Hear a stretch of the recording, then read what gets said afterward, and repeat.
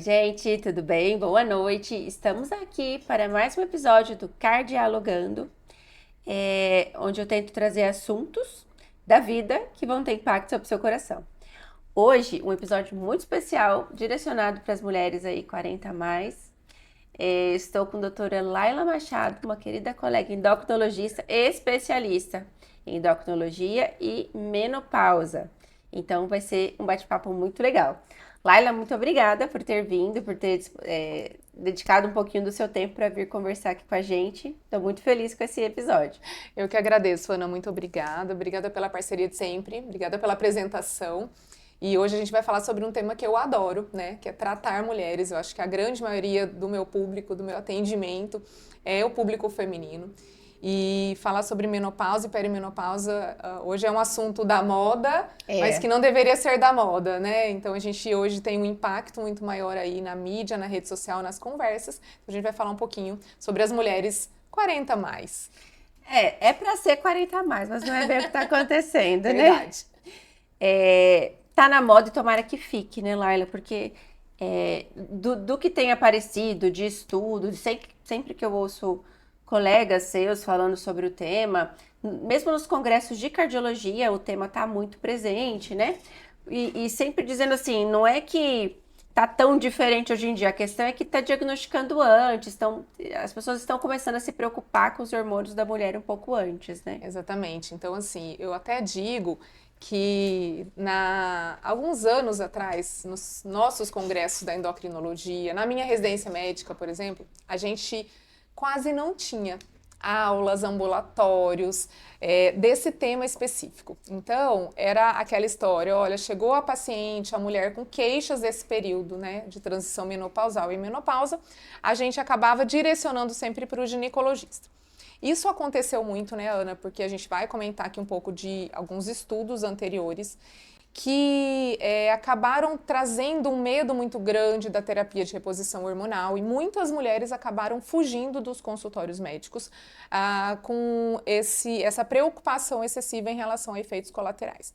Então, com esse conhecimento ao longo dos anos, esse tema começou, então, a ser um pouco mais falado, conversado nas rodas de várias especialidades médicas, porque os sintomas são muito abrangentes e também porque a mulher hoje vive mais, quer viver melhor e percebe que esse período de transição é muito sintomático para algumas e que a gente não quer ter tantos sintomas assim, não é verdade?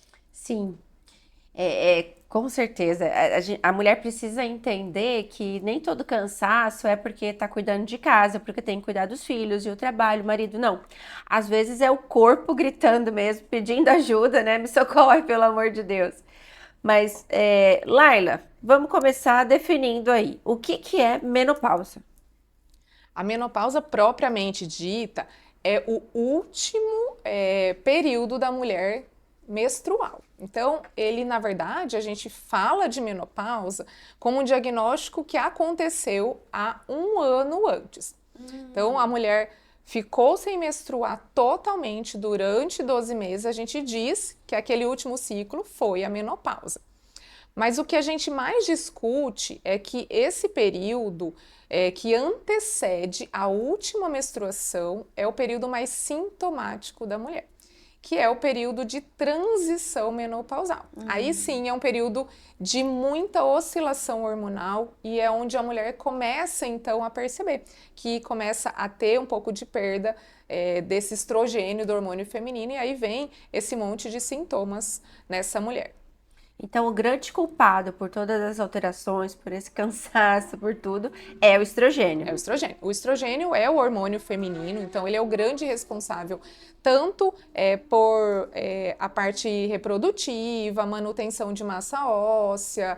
Então a gente tem receptores de estrogênio no corpo todo. Então, quando a mulher começa ali por volta dos 40 anos a ter uma perda, uma queda desse hormônio feminino do estrogênio, ela começa a ter sintomas, então, em vários órgãos do corpo.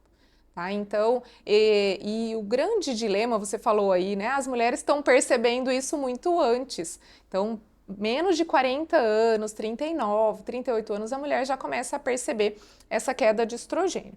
Ninguém sabe exatamente por que isso tem acontecido, Ana, sabe? Do mesmo jeito que a gente tem puberdade precoce em meninas, elas estão menstruando um pouco mais jovens, a mulher também tem entrado na menopausa um pouco mais precocemente. Acredita-se que tenha a ver com o nosso estilo de vida, com nossa alimentação, com um aparecimento de muitas doenças autoimunes, mas é um conjunto de situações que tem feito essa mulher perceber essa queda de estrogênio um pouco antes do que a gente via, né, nas gerações anteriores. Certo. E aí que tudo começa. Isso mesmo. E os sintomas, assim, a gente fala que a mulher percebe, a mulher está percebendo a queda de estrogênio. O que deve levar alguém a pensar, poxa, será que isso aqui não é só o cansaço do dia a dia? Será que tô tendo alteração hormonal? Como acender esse alerta, né? Isso.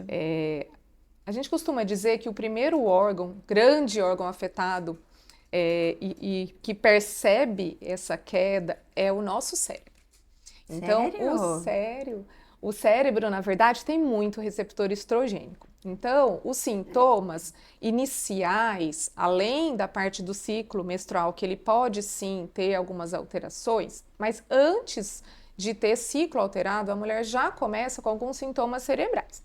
Então, alguns desses sintomas são alteração de humor. Então, muitas vezes essa mulher vai lá no psiquiatra ou no neurologista porque começa a ter muitas oscilações de humor. Tanto um humor mais deprimido, aquele embotamento, uma tristeza maior, quanto irritabilidade. Então, ela começa a dizer que não se reconhece muito bem, né? Então, às vezes o familiar percebe que ela está oscilando muito o humor. Então, oscilação de humor, uma fadiga e um cansaço inexplicável. Eu costumo dizer que é como se a gente tirasse da tomada, sabe? Acabou a bateria e as atividades do dia a dia começam a ficar um pouco mais difíceis. Outro grande sintoma cerebral é o brain fog, que é o pessoal que chama de nuvem cerebral. A mulher começa a ficar esquecida, algumas coisas do dia a dia, sabe? Algumas situações simples, palavras no meio de uma frase, receitas que ela costumava fazer em casa, esquecer objetos. Então, um esquecimento fora do normal. Por isso que às vezes vai no neurologista achando que está com um quadro aí demencial. Outro sintoma, Ana, O que é um tabu, né? É mais fácil a gente pensar em uma demência Sim. com 38 anos do que aceitar que está chegando uma fase que vai vir de qualquer forma. Às vezes eu recebo os maridos juntos com as pacientes no consultório e eles falam, eu já ia marcar uma consulta com o psiquiatra, com o neuro, porque são sintomas muito mais comuns do que a gente imagina. Caramba! E por isso, Ana, que a gente diz que esse período precisa ser reconhecido e falado constantemente para vários especialistas, vários especialistas médicos, porque essa paciente não vai aparecer só no consultório do ginecologista, do endocrinologista, ele vai aparecer no consultório de várias áreas clínicas. Então, Sim, por isso no que a meu gente aparece precisa muito. o cardiologista, e a gente vai falar do coração aqui nessa história, Sim. porque sim, essa paciente vai aparecer também no cardiologista. Outro sintoma cerebral também que é muito comum e que altera aí bastante a área cardíaca são os fogachos.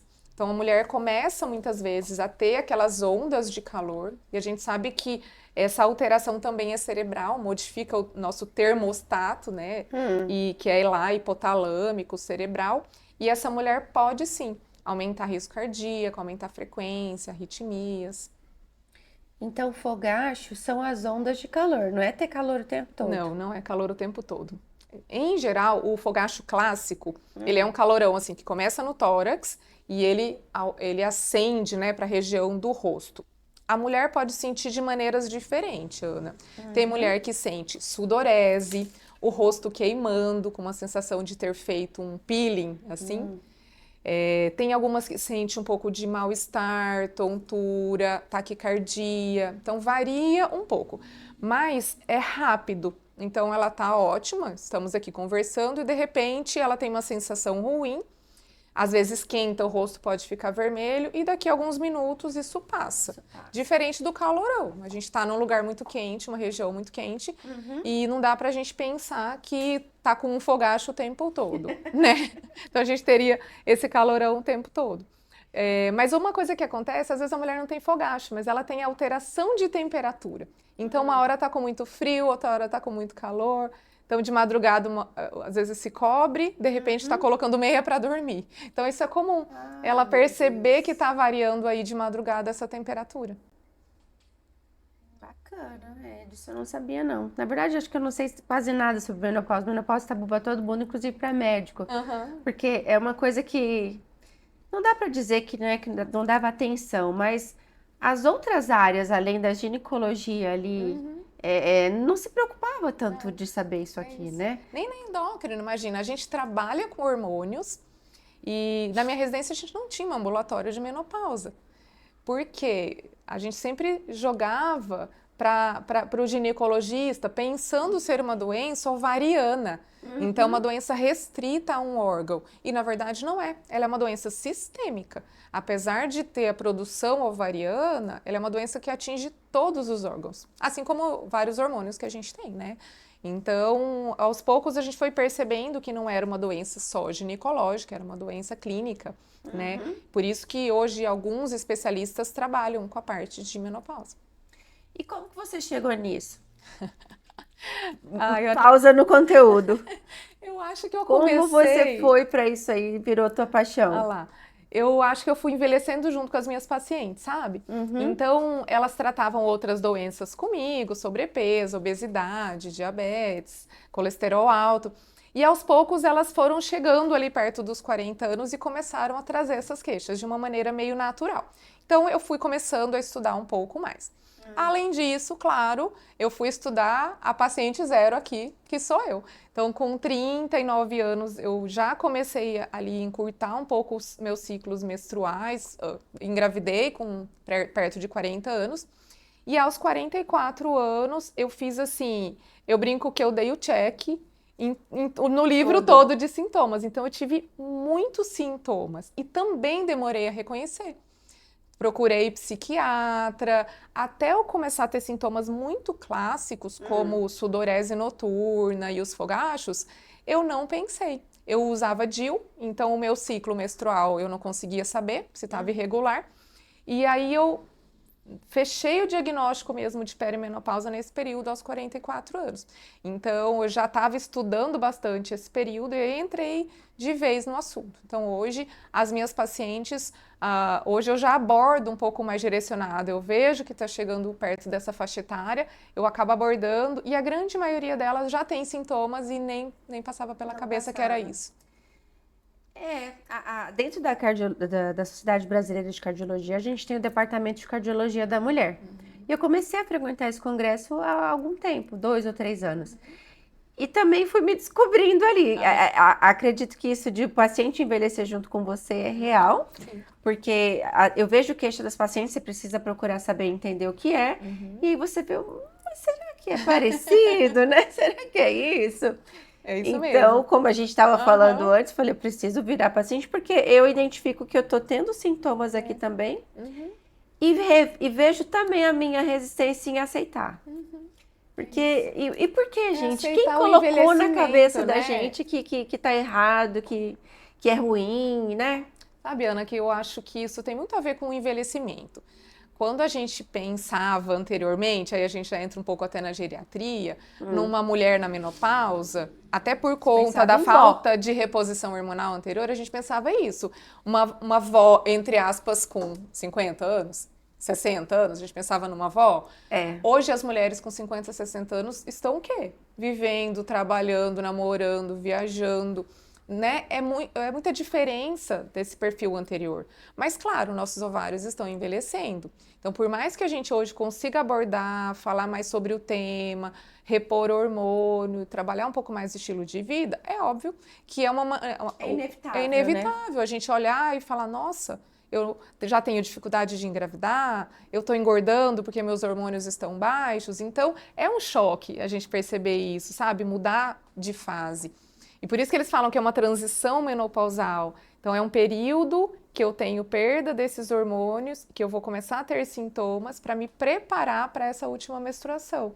É difícil mesmo, é uma fase Esse, complicada. a Sobrac, não a minha Sobrac de arritmia, a Sobrac do climatério, Aham. soltou um documento muito recente, né, Isso, sobre eles trouxeram a agora. perimenopausa, que eu acho que é um documento que todo médico deveria ler, assim. Isso aí.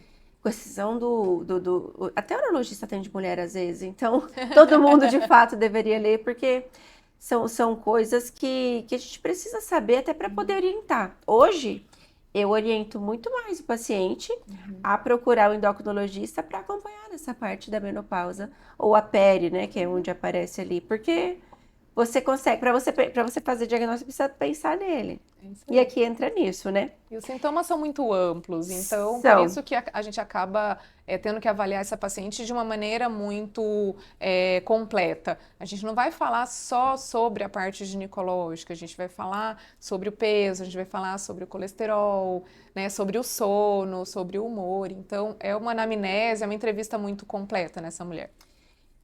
Eu vi uma vez uma comparação que eu gostei muito e levei para a vida depois disso, que é comparando a menopausa. A menopausa a gente pode dizer que é uma doença, né? É uma É uma fase de fase. evolução ali. Então, comparando a uma síndrome cardiometabólica, uma síndrome metabólica, desculpa, eu achei sensacional isso. Por quê? Porque o que eu vejo são os impactos ali no cardiometabólico, né? E o que acontece, Laila? Por quê? Que de repente o colesterol dessa mulher era lindo e ele faz assim, vai lá para cima. O que que se altera para acontecer isso e quais os impactos na minha parte, na É saúde isso do mesmo. coração? Mas isso é muito visível, Ana. Então a mulher ela começa então a perder esses hormônios ali nesse período de transição. Naturalmente, a mulher tem uma queda de taxa metabólica basal. Então essa taxa metabólica é como se fosse a energia necessária para essa mulher sobreviver, para ela respirar, para ela ter os batimentos cardíacos regulares. E de repente essa taxa metabólica muito baixinha, a mulher mantém a rotina dela, o estilo de vida, come igual, exercita igual, e ela começa naturalmente a ganhar um pouco de peso. Então, o primeiro ponto é um ganho de peso sem grandes mudanças no estilo de vida. Além disso, ela começa a dormir mal, ficar mais mal-humorada, e essa fadiga, esse cansaço, essa indisposição também acaba piorando o estresse, esse gerenciamento do estresse dela é muito afetado. Então, esse conjunto de situações faz com que essa mulher ganhe peso e ganhe muito mais gordura intraabdominal. Então, a gordura visceral é muito visível durante esse período. Ela começa a perder um pouco daquela cinturinha que é bem característico do corpo feminino, né? E ela começa então a ganhar um pouco mais de peso ali na região abdominal. Então é visível esse aumento de circunferência abdominal, assim como na síndrome metabólica, né, gordura visceral e piora de dislipidemia. Então muitas pacientes nesse período começam então a investigar ou cuidar mais da parte cardiológica por conta também desse ganho de peso, né?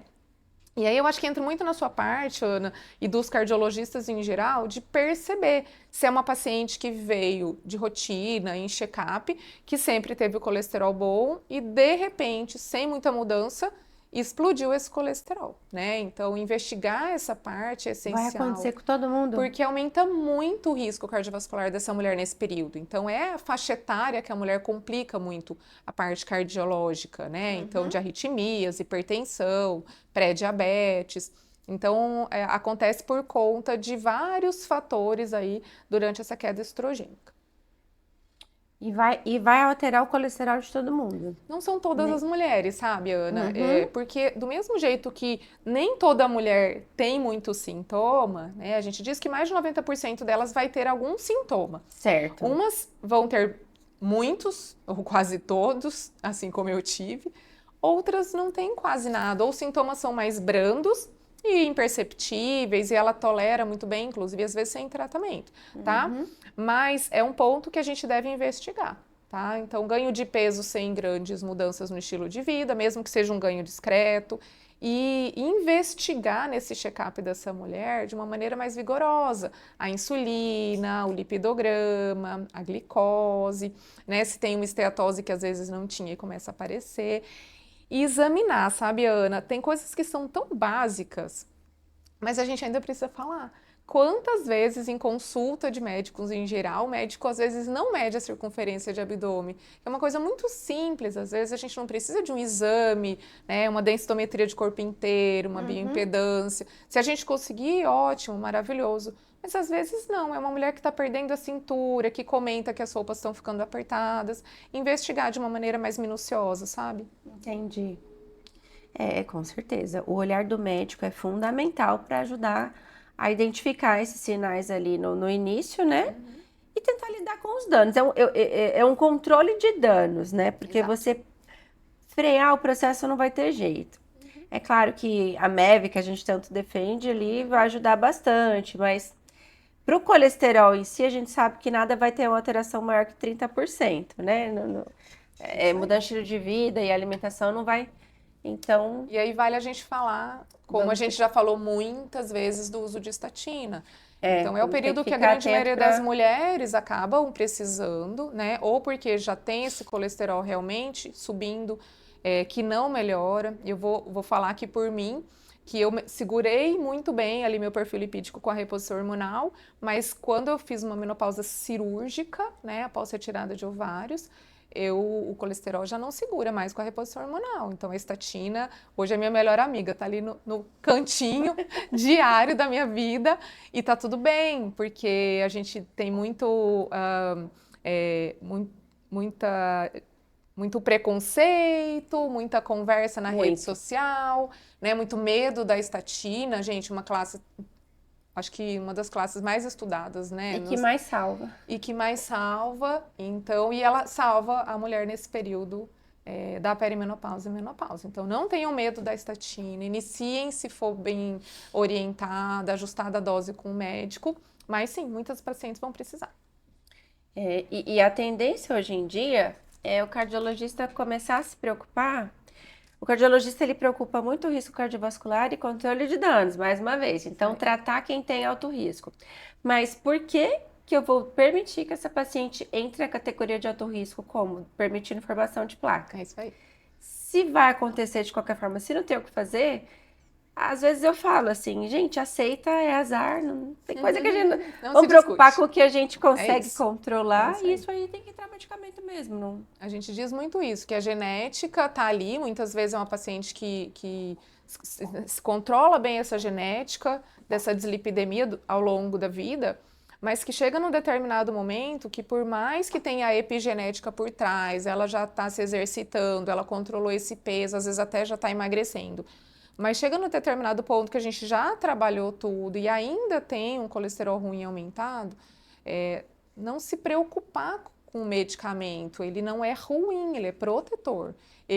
Hoje a gente vive muito mais, né, do que as gerações anteriores, Sim. também por conta dos medicamentos bem estudados, bem orientados e prescritos.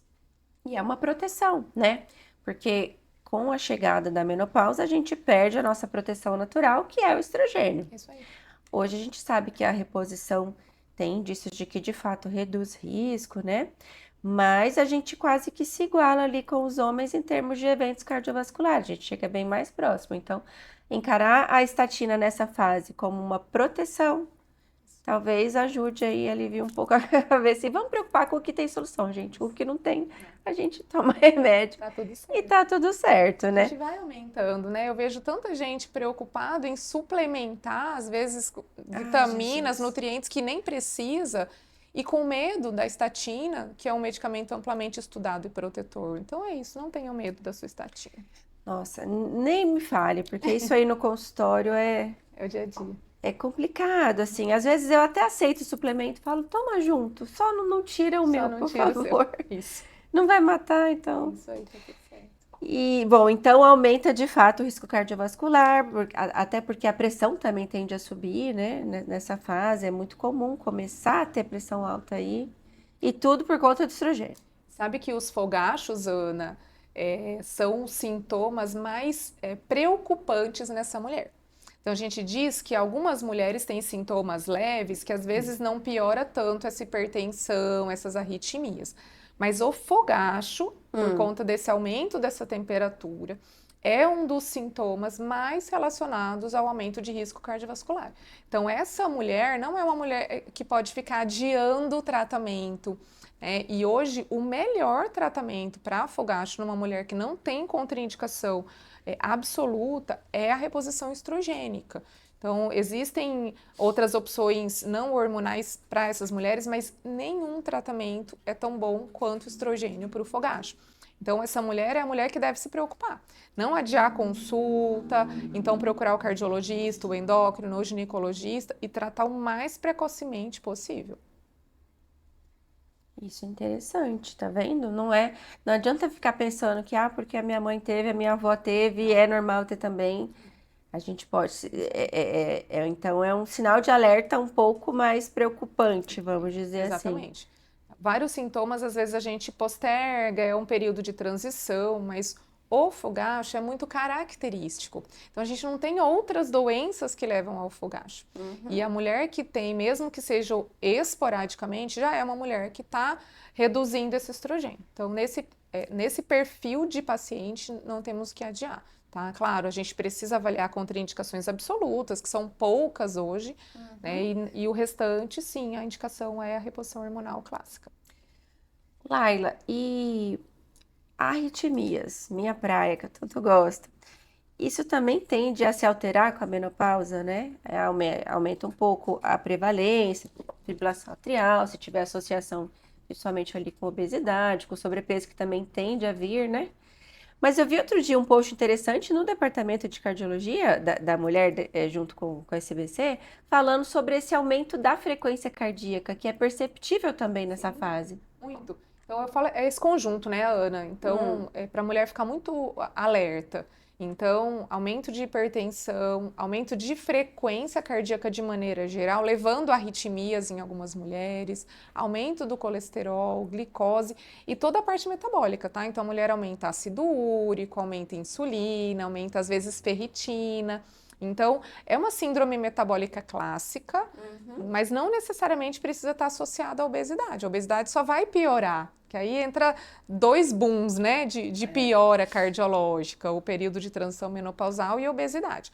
Mas em mulheres magras também a gente vai ter esse aumento de arritmias.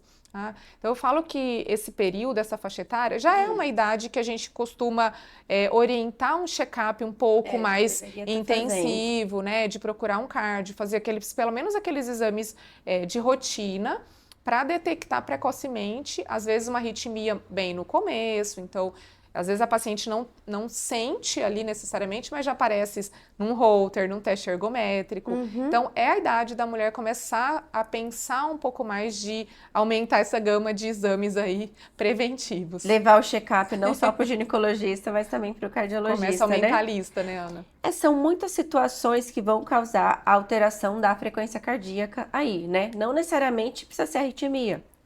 Mas a própria ansiedade, a labilidade emocional já tende a fazer essa mulher sentir mais palpitação.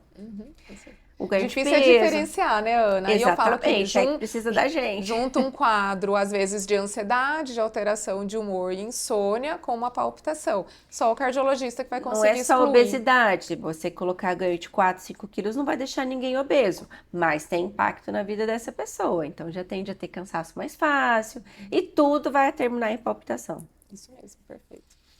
E aí precisa passar. Claro que não tem que morar lá no cardiologista com a gente, mas pelo menos uma avaliação.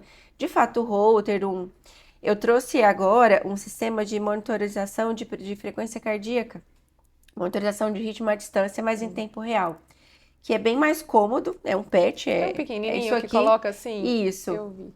Achei muito E dá bom. pra ficar até 14 dias, dá pra você pegar essa mulher e falar, vai pra academia, vai andar de bicicleta, Olha que vamos ver na maravilhoso. hora do cansaço, né? A tecnologia ajudando a gente a ajudar os outros. Maravilhoso. E o sono também vai se alterar.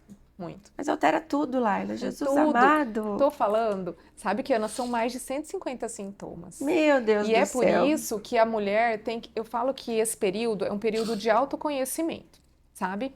É perceber que está diferente. Outras pessoas percebem e a mulher precisa se conhecer muito. Então, é uma mulher que sempre dormiu bem e, de repente, começa a ter variações nesse sono. A perda de sono nessa mulher clássica é aquela mulher que desperta às 3 da manhã. Ela começa a falar, parece um reloginho, eu tô acordando ali perto das 3 da manhã e demora um pouco mais a voltar a dormir. Mas a gente tem muitas mulheres que não desperta, mas acorda cansada. Então, é um sono de má qualidade, um sono não reparador, que piora ainda mais a fadiga. Então, a gente tem desde mulheres que despertam de madrugada, tem dificuldade para iniciar esse sono à noite, também por conta do quadro mais ansioso, e fica sonolenta durante o dia, mesmo dormindo muitas horas. Tudo isso pode acontecer. Outra coisa que às vezes ela percebe é sudorese noturna, então ela desperta pela sudorese, pelo fogacho. Então existem várias coisas que podem fazer essa mulher começar a despertar e ter um sono ruim. Índice de apneia aumenta também? Sabe que não tem estudo assim da apneia clássica, mas a gente tem o ganho de peso. Então ela pode sim aumentar um pouco mais se é uma mulher que já tem sobrepeso e obesidade e isso levar a um quadro maior de apneia.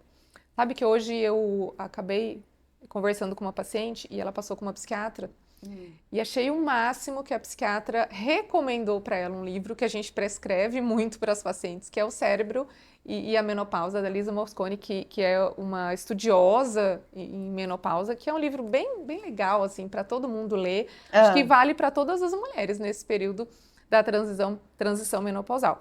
E eu até mandei uma mensagem para essa paciente e falei, que psiquiatra maravilhosa! Né? Então, percebeu esse distúrbio, né, de sono, já era uma paciente que tinha um quadro ansioso por trás, mas ela captou ali que está um pouco diferente do anterior. Então, isso também vale para a gente conhecer esse paciente ao longo dos anos, essa mulher, e ver que modificou. Só que sabe o que eu acho difícil, Ana? A mulher demora, às vezes, a achar que esses sintomas são da transição, porque ela está numa faixa etária que muitas, a gente chama de geração sanduíche, né? Ela está numa faixa etária que às vezes está cuidando de mãe, pai, idosos, tendo filho, às vezes com filhos criança ou adolescente, e trabalhando muito ativa. Então, ela vai justificando os sintomas por conta do estilo de vida. Então, ela acha que está cansada, estressada, ansiosa, com insônia por conta da rotina. Então, eu acho mais difícil de fechar esses diagnósticos com sintomas neurológicos e psiquiátricos e sono, porque ela vai sempre achar que é por conta da rotina, sabe? Até ter sintomas muito clássicos. Mas ela precisa se conhecer muito bem e perceber que aquela fadiga, aquela insônia é diferente do que o que ela sentia antes. Sabe que essa dificuldade de perceber sintomas também vale para infarto na mulher? Porque os sintomas, os sinais ali, eles são diferentes. E a mulher não encara como um problema, é sempre isso, é sempre o cansaço da vida, do filho, da casa. Mas um sinal mais precoce que tem é dor de estômago, é epigastralgia. E quem que vai pensar que é um infarto, uma coisa dessa?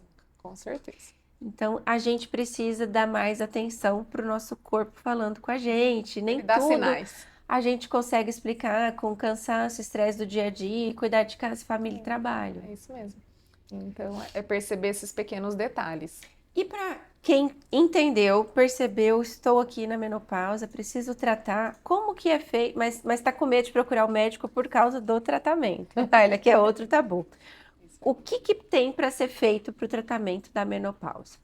Sabe, Ana, que eu vou trazer um pouquinho aqui da parte histórica do porquê do medo, né? Então, há alguns anos, na verdade, 2 décadas praticamente atrás, a gente teve um grande estudo, WHI, que trouxe para aquela época Das enfermeiras, né? medo muito grande da reposição hormonal. Então, foi um estudo assim que saiu nas grandes revistas científicas e saiu na mídia da época, que era jornal, televisão, colocando então que a reposição hormonal aumentava o risco de câncer e de tromboses, né, eventos cardiovasculares, infarto, AVC, tá? E desse período para cá virou um medo muito gigante. Até hoje a gente sofre consequência desse estudo e desses resultados na época. Mas vamos lá. Nesse estudo, Ana, eles usaram hormônios sintéticos, então hormônios que não são parecidos com o hormônio humano, né? Não são bioidênticos, Hormônios em doses muito diferentes do que a gente utiliza. E o estrogênio da época, por exemplo, era o estrogênio derivado das éguas, né? Era equino. Nossa. E a progesterona em doses muito altas. E outra coisa é que o público escolhido para fazer o estudo era um público de mulheres já com 60 anos para cima. Então, eram mulheres já no pós-menopausa, que já sofreram todas aquelas consequências do que a gente acabou de falar. Então, elas já passaram pela dislipidemia, ganho de peso, aumento de risco cardíaco. Então, eles pegaram essas mulheres já com risco cardíaco muito aumentado e Sim. colocaram hormônios muito ruins. Claramente, aumentou o risco de trombose, né? Hoje, depois desse tempo todo, eles foram percebendo que o que aumentou, então, foi a faixa etária errada e o tipo de hormônio errado. Depois desse período, muitos estudos foram feitos, os hormônios foram modificados e hoje a terapia de reposição hormonal é feita com hormônios similares ao hormônio da mulher, né, humana, não mais equino, né? Então não é sintético, ideal. E aí a gente foi percebendo o contrário, que se essa terapia de reposição hormonal for feita numa mulher dentro do que nós chamamos de janela de oportunidade, que é esse período da transição, em até uma média de 10 anos após a última menstruação, essa mulher tem benefícios cardiovasculares. Então, ela tem menos doenças cardíacas, menos trombose e, inclusive, menos câncer. Então, hoje, o entendimento é muito diferente dessas mulheres que sofreram por conta desse estudo e ficaram sem reposição hormonal durante muito tempo. Sabe? Então, a terapia de reposição hormonal hoje, eu falo que a mulher merece a reposição hormonal, sabe? Então, a gente precisa, a não sei que tenha uma contraindicação absoluta, porque a gente vai proteger coração, a gente vai melhorar sintomas genitais, urinários, sexuais, a gente vai proteger massa óssea para essa mulher ter menos osteoporose, menos fratura, e também vai diminuir o risco de câncer nessa paciente, tá? Então, hoje os estudos melhoraram muito, inclusive na semana passada, não sei se você chegou a ver, que o FDA retirou, então, das bulas, né? Foi muito maravilhoso, assim, a gente comemorou muito, porque foi uma conquista. Então, o FDA retirar das bulas dos hormônios da reposição hormonal, que ele leva a câncer e trombose, é sensacional, assim, a mulher ganha, eu acho que todo mundo ganha com o tratamento, né? A família ganha com essa melhora dessa fadiga dessa mulher, ela é uma mulher que vai continuar ativa, trabalhando, cuidando da sua casa, né, da sua família. Então, hoje, o tratamento, sim, é muito bem-vindo e todas as mulheres deveriam, né, se não tiverem uma contraindicação grave, poder fazer reposição hormonal, desde que ela seja muito bem orientada, ajustada a dose conforme sintomas, conforme período dessa transição menopausal e idade, e bem acompanhada, claro, por um médico. E até conforme comorbidades, né, Laila? A gente tem outras vias para fazer reposição aí, não é só chip. Não, na verdade gente... a briga do chip é grande, né? E eu tive outro dia com uma ginecologista que eu respeito muito. E ela me falou, ela me deu outro olhar, assim, outra visão em relação ao chip, a gestrinona, enfim, a todas essas polêmicas aí. Eu sabia que é uma via maravilhosa, né, Ana? E a gente espera isso. Tem paciente que me procurou revoltada com essa proibição, porque foi a única via que funcionou. É isso aí. Então, a gente cai mais uma vez na situação das pessoas que pegam uma situação que foi desenhada para tratar determinado tipo de doença, de condição pré-existente ali e desvia. É o que está acontecendo com o Mounjaro, né? É isso aí. Que, tipo, a própria pessoa que usou sem ter necessidade é que vai falar mal depois dizendo que não funciona. Eu acho que então, eu vejo essa situação mais ou menos assim. É claro que não é indicação para todo mundo, homem com chip, sei lá do que, não. Mas na mulher que precisa da reposição hormonal, e mesmo o homem que tem o hipogonadismo de fato ali, é vida, né? Traz de volta para a vida esse pessoal. Isso aí, não. A reposição hormonal melhora muitos sintomas, né, Ana? Eu falo que é isso, é voltar à disposição. É claro que a gente não vai ter o vigor de uma mulher jovem, a gente não volta a ter os 20 anos de idade, mas a gente melhora sintomas, a gente alivia aquele momento de dificuldade. Porque o período da pós-menopausa é menos sintomático. Então, a mulher tolera essas oscilações tão grandes nesse período com a reposição hormonal. E é isso, a escolha da via é muito individualizada, sabe, Ana? A dose, a gente precisa avaliar se tem risco de contaminação naquela casa, se tem alguma outra doença que não possa usar a via oral ou transdérmica. Então, a escolha tem que ser muito combinada, os riscos têm que ser combinados, a dose. Não tem receita de bolo para reposição hormonal. Acho que a grande briga dessas vias é tratar às vezes como uma dose única ou para todo mundo tem que ser igual. Não precisa, a gente tem várias vias de administração, mas sim, tem que ser muito bem combinado com o paciente, dosado, ter um acompanhamento um pouquinho mais crônico, porque não é logo de cara que a gente vai achar a dose correta, né? E ter esse acompanhamento aí, né, após a introdução da reposição hormonal. Eu entendi, assim, que até a questão de certo ou errado, não tem certo e errado aí, né? É você ter o feeling ali com o paciente, do que a paciente precisa, porque às vezes o que eu preciso não é o que você precisa, né? Totalmente. E ir acompanhando ali, isso de julgar o tratamento, não sei o que, tá certo, tá errado, isso também A dose é não muito faz muito individualizada, sentido, sabe? né? Como na perimenopausa é esse período, né? A gente diz que é um looping, né? Uma montanha russa na mulher.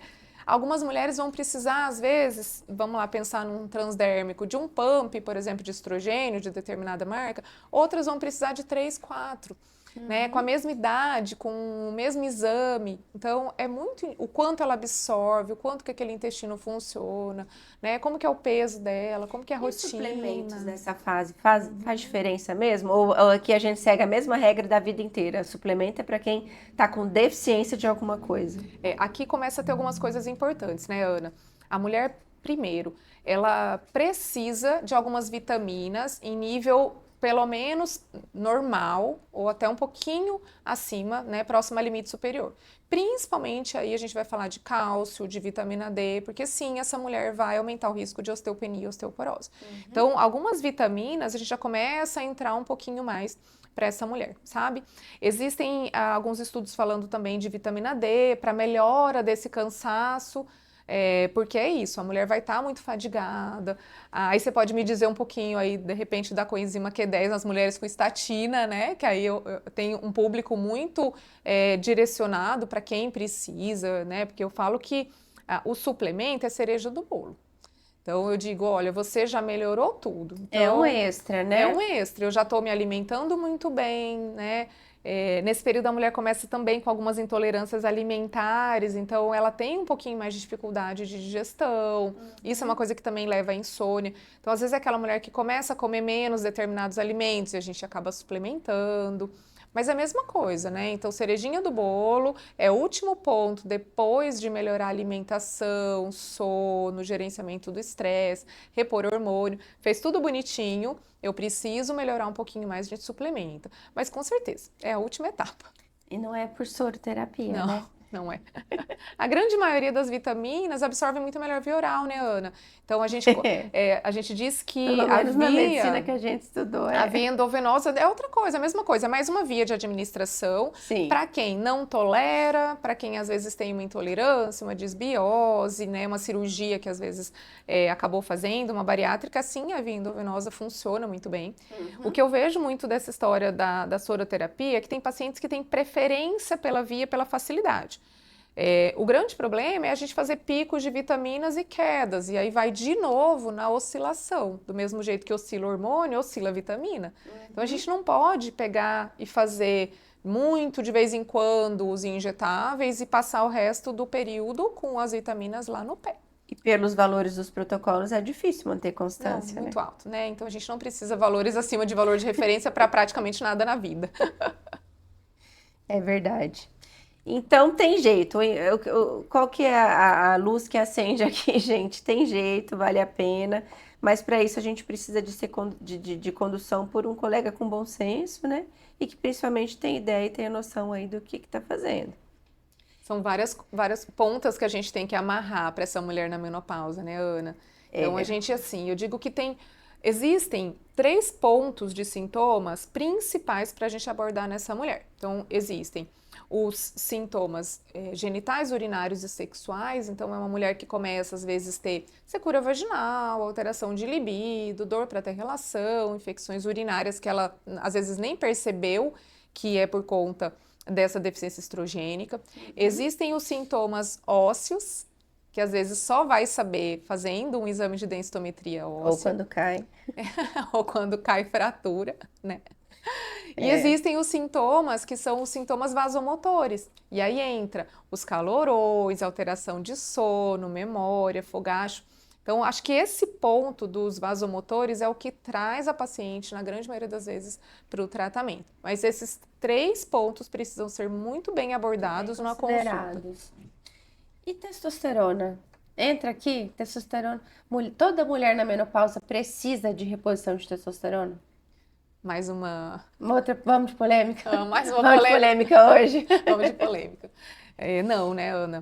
Primeiro, a mulher sintomática na menopausa precisa estar estrogenizada. Então, o que melhora sintomas vasomotores do climatério é o estrogênio, que é o nosso hormônio feminino que está em queda, tá? Segundo hormônio para ser conversado com essa mulher é a progesterona. Naquelas mulheres que têm útero, precisa repor progesterona para proteção desse endométrio em relação a câncer de endométrio, tá? Se essa mulher não melhora sintomas, aí entra a história da libido, né? Depois de estrogenizada, porque libido, mais uma vez, é multifatorial. Total. Se a mulher não dorme bem, tá engordando, autoestima baixa, irritada, oscilando o humor, naturalmente ela não vai ter libido. Então a libido dela vai começar a diminuir. Então, muitas mulheres, após o tratamento de reposição hormonal com estrogênio, melhoram o libido. Ela tá mais disposta, ela volta um pouco a energia. E ok. Se essa mulher tem uma diminuição de libido, e aí entra que o diagnóstico não é muito fácil, porque não é só não ter o desejo sexual, é uma mulher não responsiva a estímulo, uma mulher que não tem pensamentos sexuais, é uma mulher que tem sofrimento com essa redução dessa energia, né, que é a libido sexual. Essa mulher tem liberação e indicação para reposição de testosterona. E aqui, Ana, vale ressaltar, a gente não tem no Brasil testosterona em dose baixa para reposição na mulher. Então, a testosterona da mulher, a gente não repõe por conta de exame, já que ela é muito baixa ou até negativa, tá? Então, a gente não depende de exame para repor. Então, a reposição é por sintomas e a dose não tem no Brasil, né? Então, a dose ideal é transdérmica, em dose muito baixinha.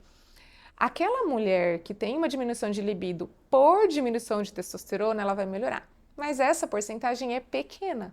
A grande maioria não melhora. Então, às vezes, é aquela mulher que a gente testa a reposição de testosterona transdérmica em dose baixinha como uma tentativa de melhora após ter melhorado todos os outros fatores relacionados à libido. E aí vem o caos.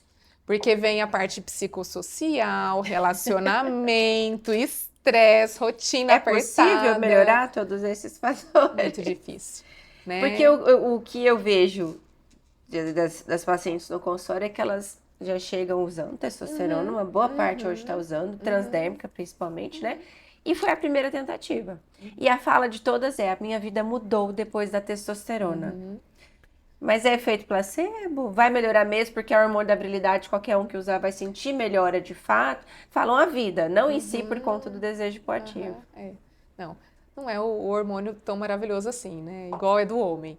O homem sim, né? O homem quando tem o hipogonadismo e a gente repõe a testosterona, é bem indicada, muda totalmente a vida dele em todos os sentidos. Minha testosterona tava 100, tava 80, tava zerado. Falo, mas por que dosou? Não era nem pra dosar. Não precisaria, né? Sabe que às vezes a gente dosa pensando nessa mulher que a gente vai precisar repor por conta de libido, mas mais para comparar e depois da reposição hormonal ela não ficar muito alta, porque depois a gente começa a ter consequência desse excesso de testosterona na mulher. Então, a gente não deseja que ela chegue em níveis suprafisiológicos, tá? Então, quando a mulher realmente tem essa queixa por diminuição de testosterona, Em geral, é dose transdérmica e baixinha. Já tem na Austrália, por exemplo, uma testosterona liberada para mulheres, para essa queixa, com dose produzida, né, nível industrial, tudo certinho. Mas no Brasil nós ainda não temos. A gente imagina que vai chegar nos próximos anos. Então, mas por enquanto a gente ainda não tem. A gente acaba Tomara, tendo e que é só fazer. evoluir isso Isso tudo pra aí. gente conseguir ter Mas a mais porcentagem é argumento, né? pequena, tá, Ana? Porque a nossa produção de testosterona é muito ovariana e tem um pouquinho de produção lá em suprarrenal. Mas é uma dose muito pequena que a gente precisa. Então, sim, funciona para algumas mulheres, melhora, mas a gente tem muitas outras coisas para abordar para melhorar essa libido feminina. Até porque, e essa dose que você faz ali transdérmica, isso consegue deixar essa mulher hipertensa, aumentar o colesterol? Na minha opinião, sim, porque tem que ter absorção sistêmica para você fazer efeito. E aí briga com todo o resto, é É difícil. difícil. Sabe que assim, Ana, eu não vejo uma piora tão absurda se for dose baixa. Agora, dose baixa de verdade. A grande maioria das mulheres, elas usam dose muito alta, tá? Porque elas querem outros benefícios, principalmente estético, com essa testosterona. Ai, E aí, gente. realmente, a gente vai ter, porque assim, o que a gente percebe, um ganho falseado de massa magra, porque faz um edema intramuscular. Então, essa mulher acaba ganhando uma massa magra que é falseada, não é real, e pode sim aumentar a massa muscular cardíaca. Então a gente pode ter. E como você falou, a absorção é muito individualizada. Tem mulheres que às vezes usam, sei lá, 1 miligrama de testosterona e tem vários efeitos colaterais, e mulheres usando doses muito altas e não tem tanto efeito. Por isso é a briga de dose. Quanto eu vou usar? A menor dose necessária para melhorar sintomas e não ter efeito colateral. Então, é para ser dose muito baixinha. É difícil. As pessoas estão muito doentes. Na semana passada, eu atendi um casal que eu fiquei muito assustada da forma como eles falavam sobre isso. Ele faz há mais de um ano reposição semanal ou quinzenal do enantato, não sei nem o que é, assim, eu sei que tem a testosterona, a decadura, sei lá do que, mas o enantato que ele falou que é mais tranquilo. Mas só de ser semanal já não é tranquilo, né, Ana? Já é A um testosterona uso dele de tá em anabolizante. 1.300, a última que ele tinha dosado de agosto. E aí, a mulher dele tá usando microdoses a cada 3 dias, porque eu preciso acompanhar a libido do meu marido. A libido, o libido, é o libido, né? Sei Sabe lá. que acho que é a libido. Sei lá. Mas ela, porque senão eu vou ficar sem marido. A senhora quer que eu pare? Eu vou fazer o quê? O que a senhora quer que eu faça? Eu quero que a Entende senhora que vá porque para que é um endócrino. conjunto, por isso que a gente fala que é muito difícil a história da libido, porque envolve o casal. Sabe que agora no Congresso Brasileiro de Endocrinologia teve uma aula fantástica que eles trouxeram um tema que já tem repercutido aí nos congressos internacionais que eles chamam de double pause. Então, Seria o ideal, né? eles falam que, na verdade, é pensar no tratamento do casal, Ana. Sim. Sabe? Qual que é o problema? A faixa etária do homem ter uma redução de testosterona comparado com a mulher é muito diferente. O homem, em geral, quando tem uma andropausa, ele vai ter lá pelos 60 anos ou mais. A mulher começa com 40 e poucos anos. Então, dependendo da faixa etária desse casal, é muito diferente. Eu tenho pacientes, casais que têm 20 anos de diferença e que o homem tem uma libido maravilhosa, uma testosterona muito boa e a mulher está na menopausa super sintomática. Então, se a gente não trabalha junto o casal, e aí entra todo mundo, tá, Ana? Às vezes é psicólogo, terapia, é urologista, endócrino, ginecologista, para trazer o entendimento de que o envelhecimento é diferente para a mulher e para o homem. Se Com não tem um certeza. relacionamento com um nível de conversa muito amplo, esse casal acaba se separando. Né? Existem estudos que é uma faixa etária de grande número de separações dos casais, porque muitos não vão se entender, porque está nesse momento da vida, sabe? E a reposição hormonal para a mulher não vai fazer ela ter libido Não. de quando ela tinha lá No os caso, 20 a dela tá anos. fazendo, mas você olha pra ela, ela tá totalmente masculinizada. Só que eu tô falando de um homem de 41 anos, Laira, que começou a repor esse enantato, e sei lá do quê, com uma Tá. testosterona que tava entre 400 e E aí vem a 500. história do anabolizar, né? Ele não tá repondo, ele tá Mas ele tava muito anabolizando, cansado, né? sem disposição, ele não dorme, ele trabalha feito um louco, ele não faz nada de exercício, ele come mal. E ele acha que a testosterona vai melhorar o estilo de vida ruim. E não vai. Isso é muito comum, infelizmente. A gente acho que vive numa sociedade que envelhecer é ruim agora, né? E não é assim. E viu como a gente fala de extremos aqui, Ana? A gente tem que aceitar o envelhecimento, tratar, fazer a reposição hormonal para a gente melhorar sintomas, mas isso não significa Por que a gente vai estar jovem. envelhecer, eu digo envelhecer bem. Envelhecer naturalmente. Eu sou bem. super a favor de procedimentos dermatológicos, de Sim. dermato, botox, preenche, não sei o quê, pra você ficar natural, pra você ficar bem, pra você trabalhar a autoestima. Trabalhar a autoestima faz bem pro coração também, porque estresse e depressão não vai Sabe ser que na minha legal. roda da vida de MEV a gente conversa sobre autoestima. É muito essencial. Precisa. Mas dessa forma, gente, aí eu não vem um sabia. exagero, Eu mandei né? pra você, falei, olha, tem essa doutora aqui, ó. Ela só faz isso, ela gosta disso. Vai procurar uma solução por lá, porque Mas muitas vezes, Ana, é isso, né? A expectativa é muito acima do que é possível fazer dentro de uma reposição hormonal clássica, sabe? E a gente tem muita discussão em relação a esse público que anaboliza e os homens, porque depois também eles fazem uma dependência dessa testosterona muito grande, então não a tem retirada clomifeno que resolva. não, a retirada é muito difícil. Sabe? Então, hoje existem alguns locais, alguns ambulatórios que trabalham essa parte de redução, de tirar o anabolizante, mas é super trabalhoso, tá? Porque realmente faz uma dependência muito grande nesse homem e também, às vezes, nessa mulher, né, que está acostumada com aquele corpo que, às vezes, conseguiu às custas de uma dose muito alta de testosterona e que ela não vai conseguir malhando todos os dias, aumentando carga todos os dias, suplementando e fazendo reposição hormonal. Né? A gente precisa entender o nosso limite, é isso, aceitar Essa um pouco paciente mais. me questionou sobre isso, da massa. Falei, mas para que você quer? Para que você precisa disso nesse momento da sua vida? Porque a gente também tem que entender isso. Com 60, 70 anos, eu não é fisiologicamente possível você ter o corpo de quando você tinha 20, 30. Mesmo que a custa de hormônio vai ter um custo, né? Claro. A gente está caminhando para o final, mas eu vou fazer uma última pergunta, que essa é uma curiosidade mesmo. E mulheres trans? Como que funciona a menopausa nessa população? Sabe que assim, né? Entra num mundo bem diferente aqui, né? Então, o público transgênero, né? Eles trabalham com superdosagens hormonais. Então, aqui, inclusive, é uma justificativa, sabe, Ana? Já vi. Eu posso usar uma dose alta porque o transgênero usa e não tem repercussão. Tem, tá, Ana? Esse público tem que ser muito bem acompanhado pelo especialista, porque ele aumenta o risco da mesma maneira, aumenta o risco cardiovascular da mesma maneira. Claro que ele precisa, para ele evoluir para aquele sexo que ele deseja, que ele se vê, ele precisa estar com superdosagem e aí acompanhar muito risco em relação a todos os órgãos e sistemas, mas o risco é igual. Tá? Precisa desse acompanhamento muito regular. Então, hoje a gente tem nas sociedades médicas alguns documentos dos pacientes, né, transgêneros para que tenha um acompanhamento muito em cima da parte cardiovascular, porque pode alterar, né? Então, avaliar a parte, né, para mulheres trans, homens trans, então ginecologista, urologista, endócrino. Então, precisa ficar muito de olho, mas sim, eles têm, tá? Interessante. Não tem como mudar algumas coisas, né? Não, é isso. Não tem jeito. Sabe que eu sonho pelo dia em que vai ter, assim, tá aqui o tratamento para mulher coronariopata na menopausa. Tá aqui alguma coisa que realmente vai ser feito liberado, porque hoje a gente não tem, né? Tem o tratamento multidisciplinar aí, mas hormônio, infelizmente, essa é uma parcela que ainda não dá e não tem nada que faça o mesmo papel, né, Laila? Não tem jeito.